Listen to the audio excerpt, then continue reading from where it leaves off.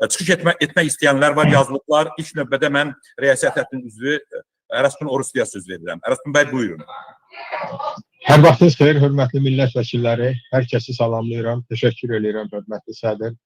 Mən Ataxan bəyə təşəkkür edirəm. Ataxan bəy bugün bütün dünya ölkələrinin sustuğu bir zamanda insanlığa qarşı risk yaradan, insanlığa qarşı cinayət törədən bir əmələ səsini çıxarmadığı bir halda Azərbaycan Xalq Parlamentinin bu məsələni müzakirəyə çıxarması ilə qürur duyuram.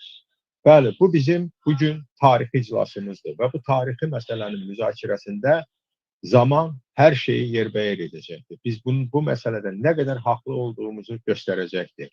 Çox təəssüf ki, Azərbaycan ictimai rəyi bugün bir mənalı və bir tərəfli şəkildə manipulyasiya olunur.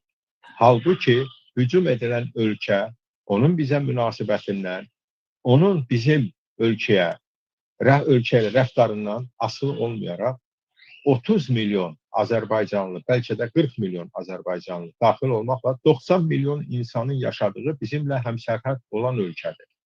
Və həmin ölkəyə belə əsassız, heç bir səbəb olmadan, səbəb olmamaq o deməkdir ki, ortada sübut yoxdur.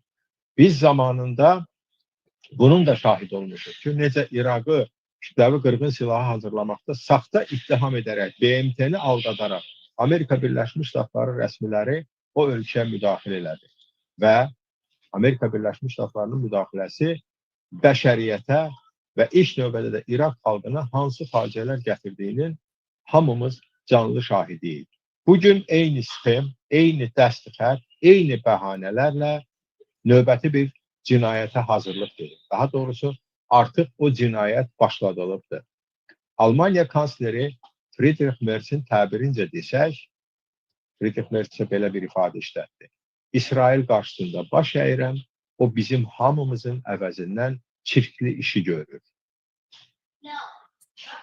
O 25 ildir hərbi cinayətkar Netanyahu durmadan İranda nüvə silahı istehsal edildiyini və onun yaxın günlərdə, yaxın aylarda, yaxın həftələrdə olacağını durmadan bəyan edir. Amma dünyanın heç bir ölkəsi buna adekvat reaksiya vermir. Ki bu yalan nə qədər davam edə bilər? Və ən təəssüf doğuran halda odur ki, bugün həmin yalan Azərbaycanda açıq şəkildə istismar olunur. İlk növbədə də hökumətin nəzarətində olan, hökumətin yandaşı olan media tərəfindən. Azərbaycan ictimai rəyi manipulyasiya olunur. Bəli, İsrail Azərbaycan üçün tərəfdaş ölkədir.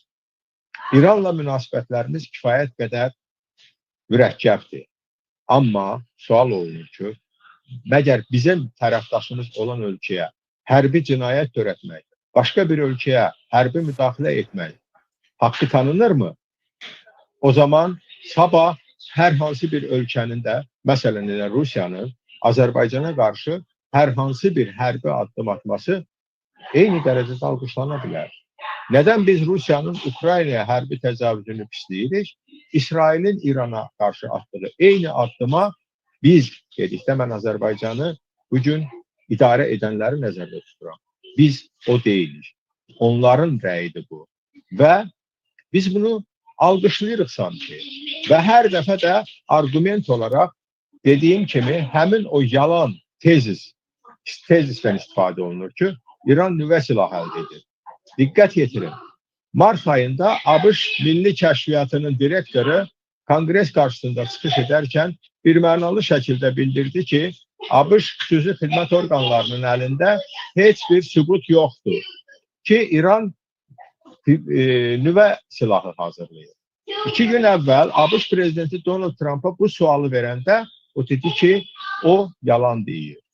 Və bugün təsəvvür edin, ABŞ Milli Kəşfiyyatının direktoru açıqlama verir ki, onun dedikləri kontekstdən çıxarılır. Halbuki onun dedikləri canlı yayımda Senat Komitəsi qarşısında əks olunubdur, yayımlanıbdır və bunu hər kəs bilir. Yəni artıq görünən budur ki, konkret İrana qarşı böyük müharibə planı həyata keçirilir. İrana qarşı, İran rejiminə yox, İran rejimi ayrıdır. Bir ölkənin ümumiyyətlə rejimini dəyişmə səlahiyyəti heç bir ölkəyə verilməyibdir. Bu səlahiyyət yalnız və yalnız həmin ölkənin xalqına məxsus səlahiyyətdir. Və təsəvvür edin, kiçik bir İsrail bütün bölgə ölkələrinin hamısına təcavüz edən İsrailin qonşuluğunda elə bir ölkə yoxdur ki, İsrail ölkəni bombalamasın. İndi bizim sərhədlərə yaxınlaşır və Azərbaycanda buna bəraət qazandırır. Nəyə bəraət qazandırır? 30 milyon Azərbaycanlının, 40 milyon Azərbaycanlının həyatının təhlükə altına atılmasına bir anlığa təsəvvür edirikmi ki, tutalım ki, İrandakı bugün hamımızın negativ yanaşdığımız, mənim bu barədə fikirlərimi illər boyu mediadan axtarıb tapa bilərsiniz. Bir rejim kənarlaşdırılır. İraq senarisi və yaxud Suriya senarisi. Nə baş verir? Mən sizə deyə bilərəm nə baş verəcək. Gətirib bütün o baş kəsən cihadçıları, Kürt terrorçularını, digər terrorçuları tökəcəklər İrana. Sual olunur. Bundan biz və bizim xalqımız nə əldə edəcəkdir? Suriya xalqı nə əldə etdisə onu. İraq xalqı nə əldə etdisə onu. Bugün Azərbaycan müharibənin sərhəddindədir. Daha dəqiq desək, müharibə Azərbaycanın sərhəddindədir. Mən hesab edirəm ki, biz heç bir şeyə uymadan, İsrail Azərbaycanın dostudur, qardaşıdır, İran düşmənidir. Bu kimi absurd fikirlərə söykənərək nəticə çıxarmamalıyıq. İsrail Azərbaycanın dostu olsaydı, 25-30 il ərzində Azərbaycan xalqını məhv edən rejimi dünyanın müxtəlif ölkələrində, müxtəlif səviyyələrdə lobbiçilik edib qorumazdı. Şəxsən mən İsrailə bu çərçivədən yanaşıram.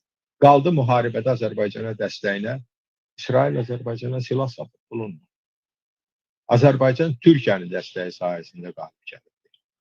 Vəssalam. Bunun ikinci bir iddiası ola bilməz. Diqqət yetirin. Bugün həmin hansı tezisdən istifadə olunur? Vaxtilə hələ antiterror əməliyyatı olmamış Qarabağda Azərbaycanı inandırmağa çalışırdılar ki, Rusiyanın razılığıyla bizim torpaqlar işğaldan azad oldu. Rusiya rəğbət yaratma bir kampaniyası gedirdi.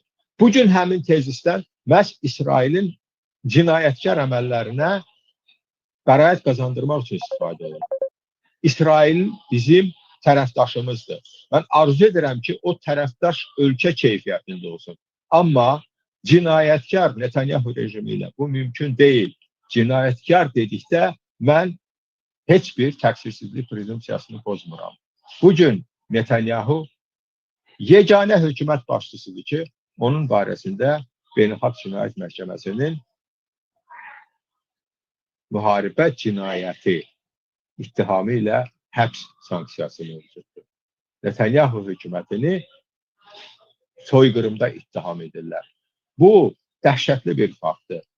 Beynəlxalq səviyyədə Yahudi xalqına qarşı törədilmiş faşizm cinayətini əsas gətirərək qəbul olunmuş soyqırım aktı BMT tərəfindən bugün Yahudi dövlətinin başçısına tətbiq olunur. Bu da tarixin bir ironiyasıdır. Diqqətinizə görə təşəkkür edirəm. Çox sağ olun Ərəstun bəy.